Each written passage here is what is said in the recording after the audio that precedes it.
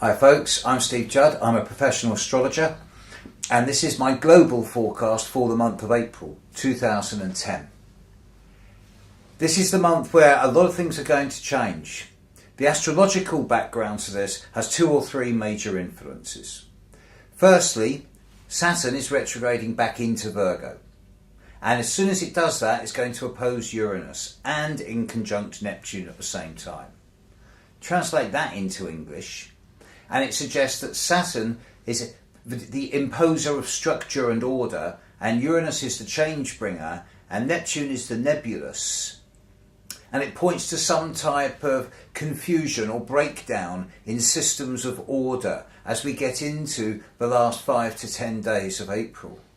And the Scorpio full moon at the end of April is exactly opposite both the Sun and Mercury retrograde, pointing to a period of even greater uncertainty and confusion in the short term.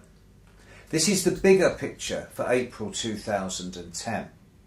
But the short-term picture is all about day-to-day interpersonal dynamics.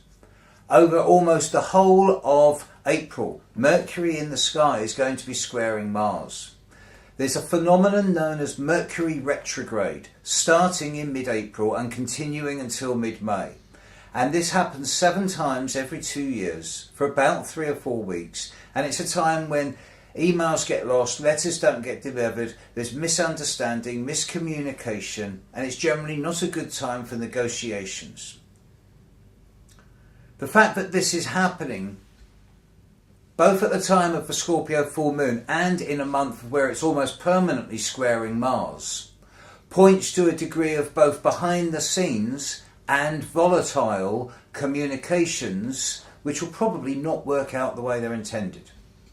So I would anticipate a lot of sudden news this month, suggesting that things are going to be a bit impulsive and a bit volatile, but they're not going to be as bad as they're going to be painted as being. So don't buy into the hype and the spin, because it will be a little bit over the top.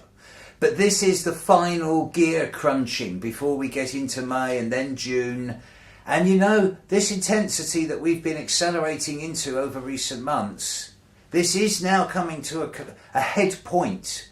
And over the coming few months, we will see a kind of peak of intensity out of which something new will emerge. And by the time we're less than 6 months down the line from now, we're going to see a much greater degree of stability coming in, at least for the remainder of this year. So don't get too worried if this month gets a lot of misunderstandings, miscommunications, or even arguments or disagreements. At the day-by-day level, there's going to be a higher potential than this for average. It's not a major deal, but if you find, both at the personal and the global level, the old structures that were once really good have now reached their sell-by date and are dissolving because they're inflexible and can't change their nature, then don't try and cling on to them, because they're going to slip away, Neptune-like, dissolving through your fingers like sand, like water. And this is the end of the old structures of life and the emergence of something more adaptable, more flexible, more tolerant and more easygoing, both personally and globally. It's going to be an interesting month. You'll find me at stevejudd.com and www.birthdaymatcher.com.